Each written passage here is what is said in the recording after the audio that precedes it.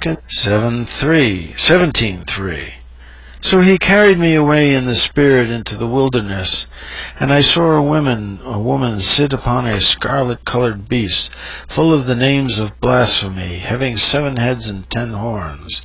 Remember that John is still in an out-of-body state, so he sees spirits. He can travel in time, see in the future, and actually fly. He is the Spirit sent by Jesus to show John this. Could be Jesus showing John. A little confusing there. I have been out of my body 3 times, so I know exactly what John is talking about. He is describing what he sees, even though he does not know what he is seeing. The Statue of Liberty has 7 horns and 10 heads, and is seen looking out of her forehead, heads can be seen looking out of her forehead. Sometimes the statue can appear scarlet or purple during the evening hours. A man 1900 years ago describing the Statue of Liberty. Amazing description. And if he saw lights on it, he would describe them as jewels, because they never saw a spotlight, flashlight, light bulb, or anything like that. So anything that was shiny looking, he would describe them as jewels. Revelation 17:4. And the woman was arrayed in purple and scarlet color, and decked with gold and precious stones and pearls, having a golden cup in her hand, filled with abominations and filthiness of her fornication. Again, John is describing the Statue of Liberty. He even describes the golden cup in her hand, full of abominations. People used to be able to go up into the torch and look out. How would you describe the Statue of Liberty lit up at night?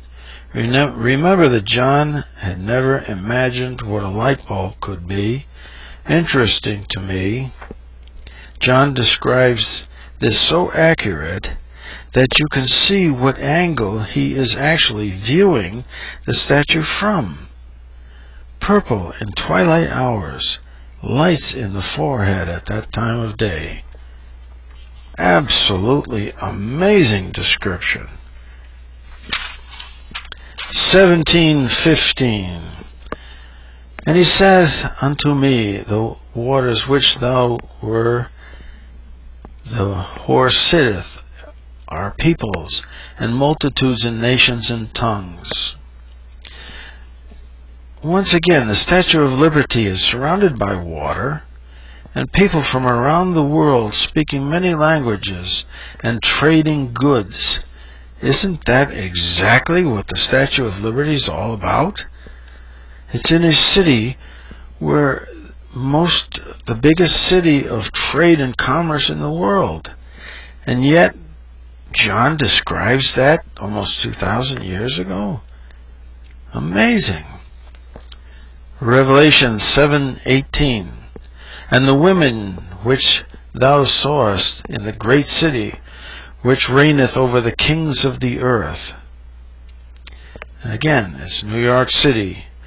The kings of the earth and the merchants do their trading in New York City. Revelation 18:3.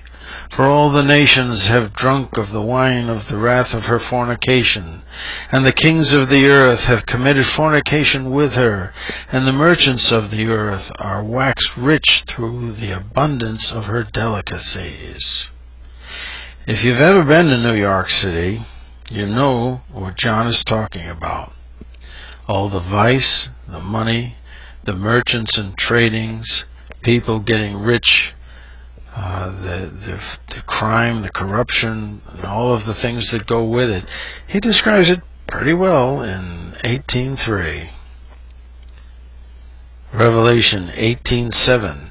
How much she had glorified herself and lived deliciously, so much torment and sorrow give her, and she saith in her heart, I sit a queen, and am no widow, and shall see no sorrow. It looks to me like what he's talking about, that he's describing this figure as being a statue, something that's not alive, but it represents New York City and all that goes on in New York City. Revelation 18:9. And the kings of the earth who have committed fornication and lived deliciously with her shall bewail her and lament her when they shall see the smoke of her burning. All the crooks, the cheats of the world made fortunes, and will see the nuclear destruction of New York City. Revelation 18:19. And they cast dust on their heads, and cried, weeping and wailing, and saying, Alas, alas, the great city wherein were made rich all that had ships in the sea by reason of her costliness. For in 1 hour she is made desolate. Very good description of New York City again. People putting their hand on their forehead in amazement to see such a great city destroyed in 1 hour. Nothing will be left. Revelation 19:14. And the armies which were in heaven followed him upon white horses, clothed with fine linen, white and clean. And remember again, John uses the word horse to describe anything that is land-based. Any kind of vehicle or thing that moves across the ground, he's going to describe it as a horse. 19:19. And I saw the beast and the kings of the earth and their armies gathered together to make war against him that sat on the horse and against his army. God and his angels are going to go to war against G.I. Joe under demonic possession, and the aliens who are here now making deals with world officials. Pretty amazing. 1919. 1920. And the beast was taken, and with them the false prophet that wrought miracles before him, with which he deceived them that had received the mark of the beast, and them that worshipped his image. These were both cast alive into the lake of fire burning with brimstone. The AH-64 helicopters and missiles were defeated by the Creator and his angels. In other words, in 1920, John says that God is going to defeat the demonics who have possession over mortal bodies, and the aliens. It's God that's going to win this battle. Revelation 20:12. And I saw the dead, small and great, stand before God, and the books were opened. And another book was opened, which was the book of life. The dead were judged out of those things which were written in the books according to their works.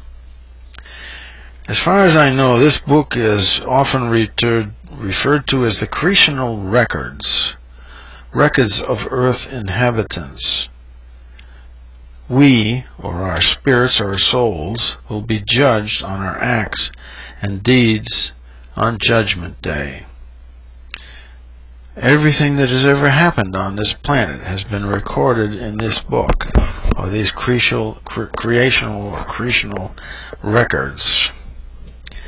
And it's all going to be decided and judged on that in Revelation 20:12.